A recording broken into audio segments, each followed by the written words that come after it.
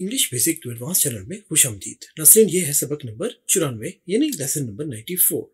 इस लेसन में हम पढ़ने जा रहे हैं future interrogative and negative continuous tense. ये क्या होते हैं? असल में ये मुस्तकबिल ज़मान में यानी आने वाले ज़माने के जारी वक्त वाले काम या जुमले जो सवालिया भी हैं और मनफी भी हैं। जैसा कि क्या अली खत नहीं लिख रहा होगा। देखिए, तो इस किस्म के जुमले कैसे बनेंगे? चलिए शुरू करते हैं आज का सबक और सीखते हैं ऐसे जुमले बनाना। ये देखिए, ये है कॉन्टिन्यूअस यानी जारी काम वाला फ्यूचर का आने वाले जमाने का कॉन्टिन्यूअस टेंस। इसका फार्मूला हम समझ लेते हैं, क्योंकि सादा जुमला कैसे बनेगा इसका फार्मूला हम पहले समझ लें तो फिर हम इसका मनफी और फिर इसका सवालिया बआसानी समझ सकेंगे। तो नाज़रीन, ये है सादा, जिसे मुस्बत भी कहते हैं और एफर्मेटिव भी कहते हैं। लेकिन अब सिर्फ याद रखिए, ये है फ्यूचर कॉन्टिन्यूअस टेंस का सादा जुमला और उसका फार्मूला है, उसमें सबसे पहले सब्जेक्ट होगा। सब्जेक्ट कहते हैं काम करने वाले नाम, चीज या जगह के अल्फाज को, जिसे नाउन भी कहा जाता है। तो सब्जेक्ट होगा, उसके बाद विल या शैल में से एक इस्तेमाल होगा, उसके बाद हमने बी का इस्तेमाल करना है, फिर वर्ब की पहली फॉर्म और उसके साथ आईएनजी का इजाफा, जैसे खाना पीना सोना, ईटिंग स्लीपिंग, इस तरह से ये वर्ब आईएनजी के साथ, और फिर आखिर में ऑब्जेक्ट होगा। नाज़रीन, ये तो हो गया फार्मूला जो सादा फ्यूचर कॉन्टिन्यूअस टेंस का है। चलिए, आपने फार्मूला तो समझ लिया, अब हम इसको मिसालों के साथ भी समझ लेते हैं। इससे बेशतर के हम शुरू करें या इससे पहले कि हम सवालिया और मनफी जुमले बनाना सीखें। तो चलिए इनको मिसालों के साथ एक बार समझ लेते हैं। ये देखिए, कॉन्टिन्यूअस टेंस, इसका हो गया ये फ्यूचर कॉन्टिन्यूअस। ये हो गया इसका फार्मूला जो अभी हमने सीखा। सब्जेक्ट, उसके बाद विल या शैल में से एक इस्तेमाल होगा, उसके बाद बी वर्ब की पहली फॉर्म और उसके साथ आईएनजी का इजाफा और फिर ऑब्जेक्ट। नाज़रीन, विल या शैल में से एक चीज इस्तेमाल होगी। अमूमन आई और वी के साथ शेल इस्तेमाल होता है और बाकी तमाम नाउन्स के साथ विल इस्तेमाल होता है। लेकिन इसमें कुछ बातें और भी हैं जो हम आपको आने वाले लेसन्स में समझाएंगे। तो फिलहाल ये तो हो गया फार्मूला। अब हम देखते हैं इसकी मिसालें। ये देखिए, अली खत लिख रहा होगा। अब देखिए, रहा यानी जारी है काम, लेकिन होगा फ्यूचर में। तो आने वाले वक्त में काम कैसे जारी होगा ये जुमला आपको बताता है। इसी तरह ये जुमले बहुत जरूरी हैं समझना, क्योंकि नॉर्मल आप अपनी जुबान में बोलते हुए ऐसे जुमले तो बोलते हैं, लेकिन मसला आएगा जब आपको ऐसे जुमले इंग्लिश में बनाना पड़ेंगे। तो इसके लिए जरूरी है कि इस फार्मूले के तहत इन जुमलों को बनाना सीखें और फिर हम आपको मनफी और इनके सवालिया भी बनाना सिखाते हैं। तो अली खत लिख रहा होगा। देखिए, अली हो गया सब्जेक्ट, अली के साथ विल इस्तेमाल हुआ, उसके बाद फार्मूले से बी और फिर लिखने की इंग्लिश है राइट। राइट का ई हटाकर, जो टी के बाद ई लगा हुआ होता है, उसे हटाकर आईएनजी का इजाफा किया हमने, तो राइटिंग लिख रहा। और उसके बाद फिर ऑब्जेक्ट, ऑब्जेक्ट है अ लेटर यानी एक खत। तो Ali will be writing a letter, Ali एक खत लिख रहा होगा। ठीक है, चलिए दूसरी मिसाल देखते हैं। हम क्रिकेट खेल रहे होंगे। तो वही देखिए, अब वही के साथ शेल इस्तेमाल होता है, इसलिए हमने यहाँ पर शेल रखा। वी शेल, देखिए शेल। उसके बाद बी, अब खेलने की इंग्लिश है प्ले। अब जो प्ले वर्ब है उसके साथ हमने आईएनजी का इजाफा किया, तो ये बन गया playing. We shall be playing, क्या चीज? क्रिकेट, जो ऑब्जेक्ट है, ऑब्जेक्ट क्रिकेट। हम क्रिकेट खेल रहे होंगे, we shall be playing cricket. तीसरी मिसाल देखिए, मैं एक सेब खा रहा हूंगा। तो आई, देखिए आई शेल, देखिए वही और आई के साथ शेल का इस्तेमाल किया जाता है, हमने जैसा कि आपको बता रखा है। तो आई के साथ हमने शेल लगाया, उसके बाद फॉर्मूले से बी और खाने की इंग्लिश है ईट। इस वर्ब की पहली फॉर्म जो ईट है उसके साथ आईएनजी का इजाफा, तो ये बन गया eating. I shall be eating, क्या चीज? एन एप्पल, जो ऑब्जेक्ट है। तो देखिए, I shall be eating an apple, I shall be eating an apple। नाज़रीन, हमने ये मिसालें तकरीबन सेम ही रखी हैं, लेकिन इनमें ज़माना बदलता रहता है। ये इसीलिए किया है ताकि आपको फ़र्क पता चले कि अली ख़त लिख चुका होगा, अली ने ख़त लिखा था, अली ख़त लिख रहा है, तो इस किस्म के जमानों की तब्दीलियों से आपको इन 3 मिसालों में से वाज़िया फ़र्क पता चलता रहेगा और आपको पता चलेगा कि मुख्तलिफ ज़मानों के जुमले कैसे बनाने हैं। यही इंग्लिश का सबसे ज़रूरी असूल है। अगर आपको ज़मानों के हिसाब से जुमले बनाना आ जाए तो आप समझिए कि आपको अंग्रेज़ी आ गई। तो नाज़रीन, ये तो हो गए हमारे सादा फ्यूचर कॉन्टिन्यूअस टेंस के जुमले। अब हम सीखते हैं कि इनके नेगेटिव कैसे बनेंगे। तो देखिए, नेगेटिव फ्यूचर कॉन्टिन्यूअस, मनफी फ्यूचर कॉन्टिन्यूअस।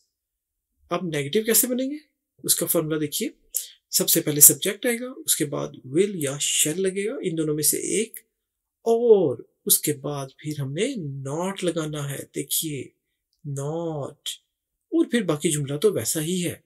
बी के बाद वर्ब की पहली फॉर्म और उसके साथ आईएनजी का इजाफा और फिर ऑब्जेक्ट। तो चलिए इसको भी हम मिसालों के साथ समझ लेते हैं, और वही मिसालें जो अभी हमने सादा या मुस्बत जुमले में पढ़ी थी।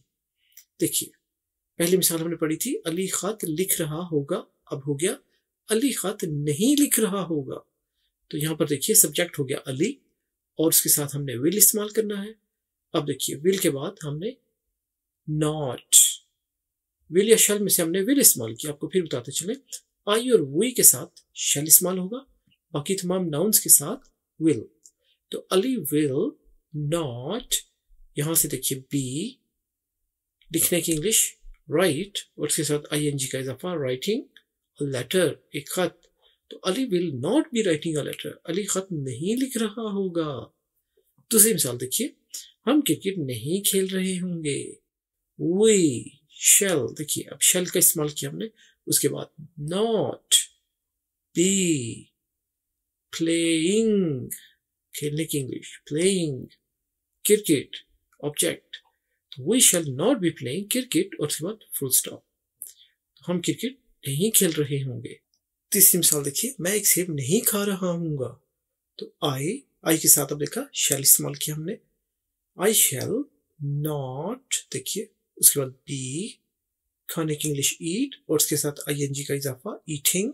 ये देखिए ईटिंग, ऑब्जेक्ट है एन एप्पल। सारा जुमला वैसा ही है, तरतीब भी वैसी है, सिर्फ हमने इजाफा किया नॉट का, किसके बाद, विल या शैल के बाद। और विल और शैल को नाजरीन हेल्पिंग वर्ब्स भी कहा जाता है। तो I shall not be eating an apple, मैं एक सेब नहीं खा रहा हूंगा। उम्मीद है आपको नेगेटिव फ्यूचर कॉन्टिन्यूअस टेंस भी समझ में आ गया होगा। अब हम पढ़ने जा रहे हैं इसका सवालिया। सवालिया कैसे बनेगा, सवालिया भी और मनफी भी। मनफी तो आ गया, अब सवालिया बनाना सीखते हैं। तो चलिए अगली स्लाइड देखते हैं। ये देखिए, सवालिया मनफी फ्यूचर कॉन्टिन्यूअस टेंस। सवालिया को कहते हैं interrogative, interrogative negative future continuous. इसका फॉर्मूला ये देखिए नाज़रीन, इसका फॉर्मूला तकरीबन सेम ही है जो अभी हमने पढ़ा था मनफी के लिए। फर्क सिर्फ इतना है कि विल और शैल जो यहां पड़े हुए थे, हमने उनकी जगह तब्दील कर दी सब्जेक्ट के साथ। सब्जेक्ट उठकर यहां से यहां आ गया और विल और शैल यहां से उठकर जुमले के शुरू में चले गए। लेकिन यहां पर एक चीज का आपने ख्याल रखना है कि जब जुमला शुरू होता है तो पहला लफ्ज कैपिटल ABC में, कैपिटल लेटर्स में होता है। तो हमने W या शैल में S को, इन दोनों में से जब एक यूज होगा तो इसका पहला हर्फ W या S को हमने कैपिटल लेटर्स में रखना है। और इसके बाद देखिए सब्जेक्ट में अगर खास नाम या चीज जगह हो तो उसका फर्स्ट लेटर कैपिटल होगा। जैसे अली एक खास नाम है तो अली में A कैपिटल होगा, अभी हम देखेंगे। उसके बाद नाज़रीन देखिए, जुमले की तरतीब बिल्कुल वैसे ही है। नॉट, उसके बाद बी, वर्ब की पहली फॉर्म, आईएनजी का इजाफा उसके साथ और उसके बाद ऑब्जेक्ट, लेकिन आखिर में सवालिया निशान लगाना है।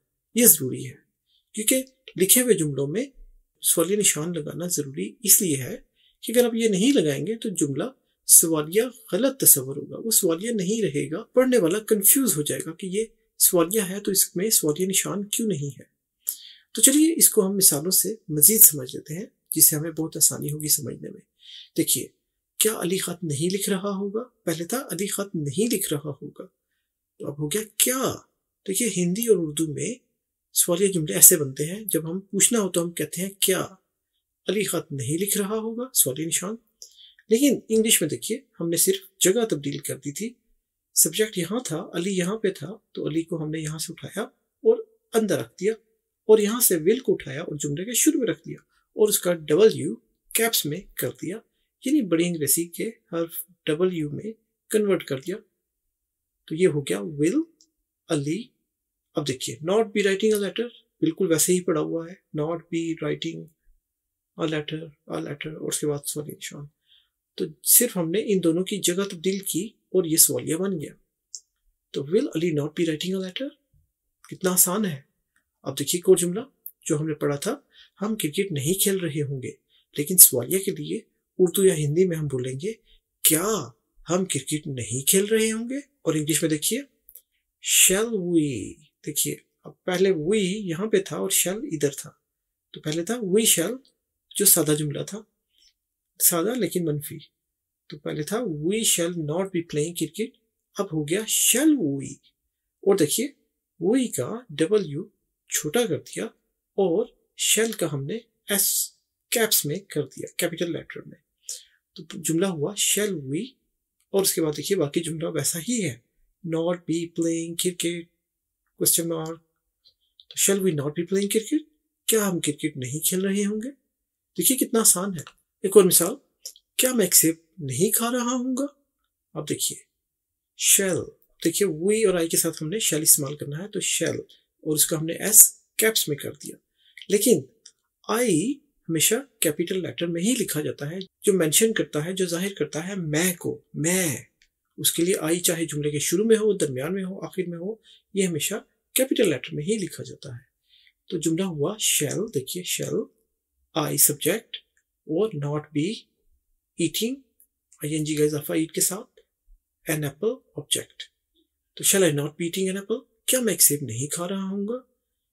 तो ये नाज़रीन हो गया हमारा आज का सबक, जिसमें हमने बड़ी आसानी से सवालिया मनफी फ्यूचर कॉन्टिन्यूअस सीख लिए।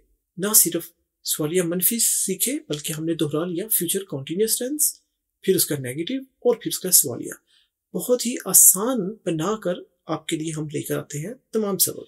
अगर सबक पसंद आया हो तो लाइक ज़रूर कीजिए, और आपसे दरख्वास्त है कि अपने दोस्तों के साथ Facebook, Twitter, Instagram, WhatsApp group, इन लेसन्स को शेयर कीजिए अपने दोस्तों के साथ, ताकि उनका भी फ़ायदा हो। अच्छे लेसन हैं, बड़ी मुश्किल चीज़ों को हम बहुत आसानी से आपको समझाते चले आ रहे हैं। यहाँ पर नए आने वाले दोस्तों से गुजारिश करते चलें कि चैनल को सब्सक्राइब भी कर लें, ताकि नए आने वाले लेसन्स की नोटिफिकेशन आपको मिलती रहेगी और हमारी हौसला अफजाई भी होती रहेगी। तो मिलेंगे हम आपसे अगले लेसन में, तब तक अपना बहुत ख्याल रखिएगा। अल्लाह हाफिज़।